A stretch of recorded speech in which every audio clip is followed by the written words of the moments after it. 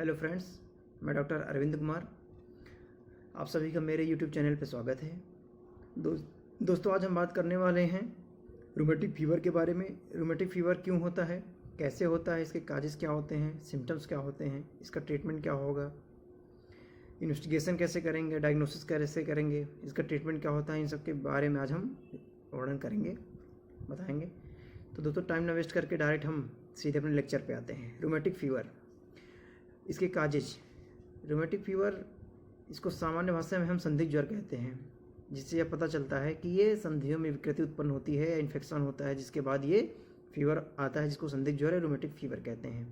यह एक प्रकार की मल्टी सिस्टम डिसऑर्डर बताई गई है, क्योंकि इस फीवर में कई सारे ऑर्गन्स जो होते हैं हमारा इन्वॉल्व होता है, कई सारे सिस्टम जो होते हैं डिस्टर्ब होते हैं। इस कारण से इसको मल्टी सिस्टम डिसऑर्डर डिजीज भी कहा गया है। काजेज में देखा जाए तो उसका जो प्रमुख कारण है, मेन काज जो है, वो ग्रुप ए स्ट्रेप्टोकोकल बैक्टीरिया के कारण होता है। ये बैक्टीरिया जो होते हैं मुख्य रूप से हमारे थ्रोट इन्फेक्शन काज करते हैं।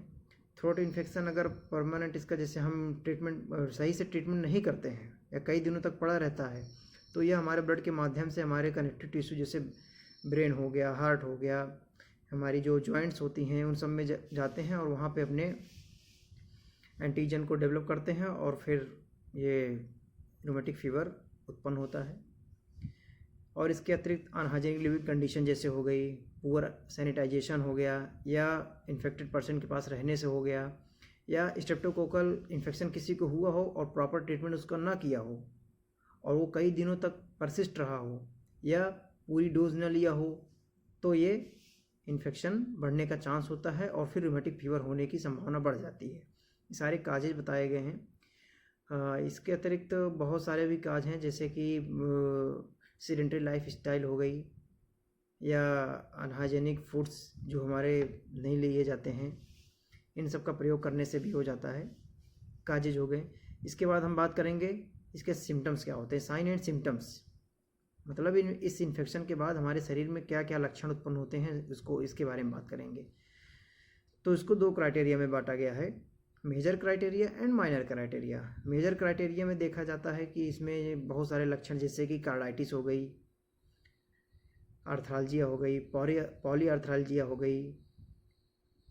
कार्डाइटिस में देखा जाता है, कार्डाइटिस जो होता है एक प्रकार की हार्ट की जो लेयर्स होती हैं, हमारे हार्ट में 3 लेयर होती हैं, उन तीनों लेयर में किसी भी लेयर में इन्फेक्शन हो जाता है, जिसको हम कार्डाइटिस कहते हैं। अगर इसके बाहर की लेयर में हुआ तो उसे पेरिकार्डाइटिस, बीच की लेयर में इन्फेक्शन हुआ है तो मायोकार्डाइटिस, और अंदर की लेयर में इन्फेक्शन हुआ तो एंडोकार्डाइटिस कहते हैं।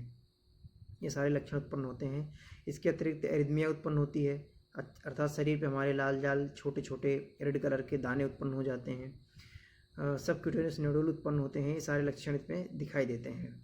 और फीवर इसमें लगभग 100 या 100 के ऊपर डिग्री सेंटीग्रेड के आसपास बना रहता है लगातार, और इसमें वीकनेस फील होता है, प्रॉपर मूवमेंट नहीं हो पाता है, पेन होता है, स्वेलिंग रहती है जॉइंट्स में, स्टिफनेस भी महसूस होता है, चलने फिरने में असमर्थ रहता है पेशेंट, और निरंतर उसमें स्वेलिंग बनी रहती है, डिस्कम्फर्ट होता है। ये साइन एंड सिम्टम्स के बारे में हो गया।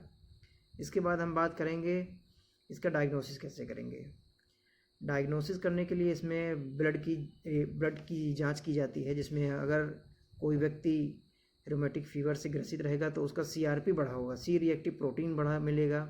इसके अतिरिक्त एरिथ्रोसेडिमेंटेशन रेट भी बढ़ा हुआ मिला होगा, और इसके अतिरिक्त इसमें हम ASO टाइटर टेस्ट करवाते हैं। ये टेस्ट जो होता है कंफर्म बताता है कि हमारा रूमेटिक फीवर है या नहीं। जैसे इसकी नॉर्मल वैल्यू क्या होती है, लेस देन 200 बताई गई है। अगर इससे बढ़ी हुई वैल्यू मिलेगी तो इसका मतलब ये है कि स्ट्रेप्टोकोकल इन्फेक्शन जो है हमारे शरीर में हुआ है और उसके अगेंस्ट हमारी बॉडी में एंटीबॉडी का डेवलपमेंट हो चुका है, और ये लेवल बढ़ा हुआ मिलेगा, तो इससे ये कंफर्म होगा कि हाँ, रूमेटिक फीवर या रूमेटिक फीवर को डेवलप करने वाले बैक्टीरिया हमारे शरीर में हैं। ये इसका डायग्नोसिस होती है। और इसका ट्रीटमेंट के बारे में बात करें तो ट्रीटमेंट इसका 2 प्रकार से करते हैं। एक एलोपैथिक माध्यम से भी बताएंगे हम आपको, और आयुर्वेद के माध्यम से भी बताएंगे। तो एलोपैथ में हम मुख्य रूप से देखा जाए तो उसमें प्रॉपर एंटीबायोटिक का प्रयोग करते हैं। इसमें जो एंटीबायोटिक प्रयोग की जाती है ये लॉन्ग टर्म चलती है, लगभग कई दिनों तक चलनी है। हफ्ते 10 दिन में नहीं ठीक हो पाता है। इसलिए इसका जो पीरियड होगा एंटीबायोटिक की, ये डॉक्टर अपने अनुसार कितने दिन तक चलनी है, कितने दिन तक नहीं चलनी है, वो खुद ही अपने डिसाइड करते हैं, लेकिन लॉन्ग टर्म ये चलती है। और इसके अतिरिक्त विभिन्न प्रकार के हम स्टेरॉयड, कार्टिकोस्टेरॉयड दे सकते हैं। और इसमें सिम्टोमेटिक जो ट्रीटमेंट होंगे वो भी करेंगे। जैसे फीवर आ रहा है, पेन है या स्वेलिंग हुई है जॉइंट्स में, तो एंटी इन्फ्लेमेटरी ड्रग्स का भी प्रयोग करते हैं। इस प्रकार से इसका एलोपैथिक ट्रीटमेंट होता है। और आयुर्वेद में भी हम विभिन्न औषधियाँ आती हैं जिनका हम प्रयोग कर सकते हैं, जैसे कि मृत्युंजय रस, महामृत्युंजय रस, सुदर्शन चूर्ण, त्रिभुवन कीर्ति रस आदि हम औषधियों का भी प्रयोग करके इसको ठीक कर सकते हैं। Thank you. आज का वीडियो यहीं पे हम समाप्त करते हैं।